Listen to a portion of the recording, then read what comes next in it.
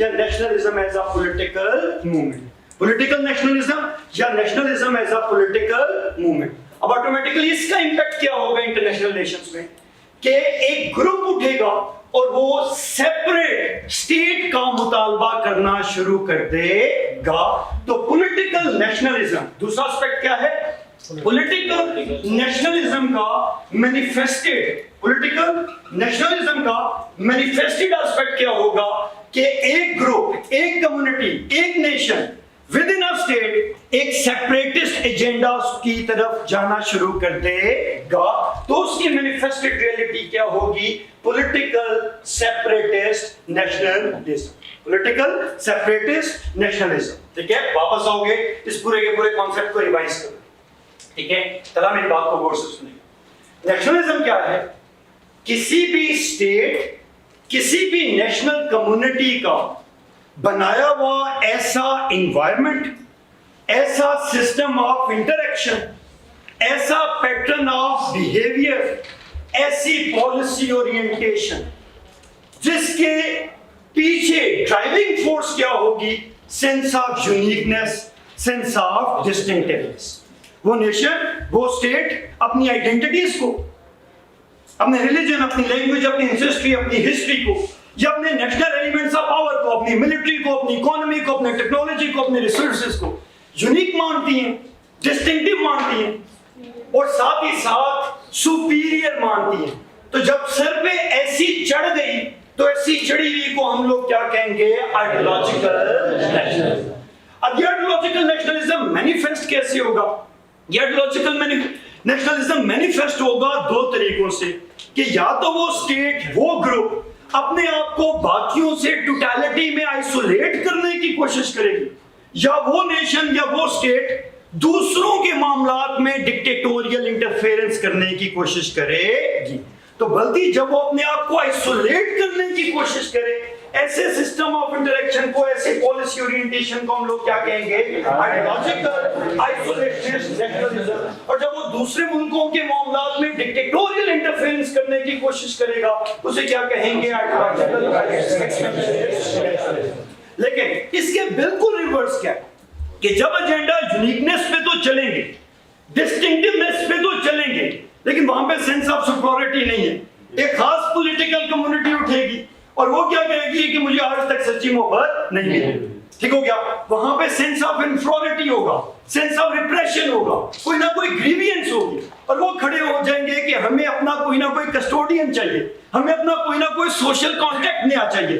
तो ऐसी मूवमेंट को क्या कहलाएंगे, nationalism as a political movement या पॉलिटिकल नेशनलिज्म। और इसकी मैनिफेस्टेशन क्या होंगी, ठीक है, सेपरेटिस्ट टेंडेंसीज इंटरनेशनल रिलेशंस में जन्म लेना शुरू हो जाएंगी, मीनिंग दैट कि उस पूरे के पूरे सिनेरियो में क्या आ जाएगा, पॉलिटिकल सेपरेटिस्ट नेशनलिज्म। उस पूरे के पूरे सिनेरियो में क्या आ जाएगा मेरी बहनों, पॉलिटिकल सेपरेटिस्ट नेशनलिज्म।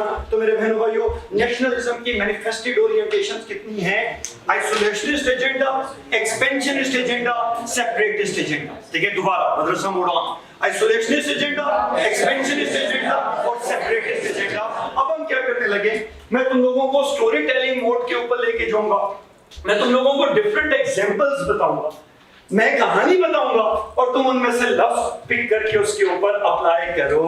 अल्लाह का नाम लेके शुरू करें मेरे बहनों, ठीक है।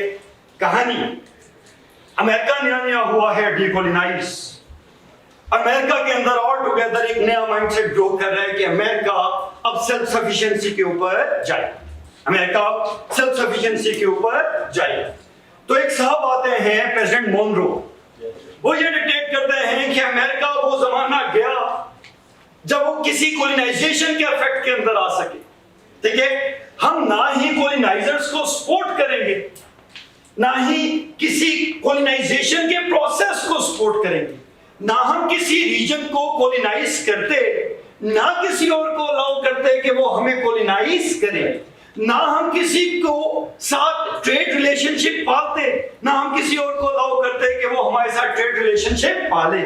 हम एक अग्रेरियन रिपब्लिक बनेंगे, एक एग्रीकल्चर बेस्ड इकोनॉमी बनेंगे, हम कंप्लीटली बाकी दुनिया से अपने आप को डिटैच रखेंगे, हम सेल्फ सफिशिएंसी के मॉडल पे चलेंगे और हम लोग मोनरो डॉक्ट्राइन की बुनियाद पे आइसोलेशनिज्म की फॉरेन पॉलिसी को 100 साल तक 1 सदी तक फॉलो करेंगे।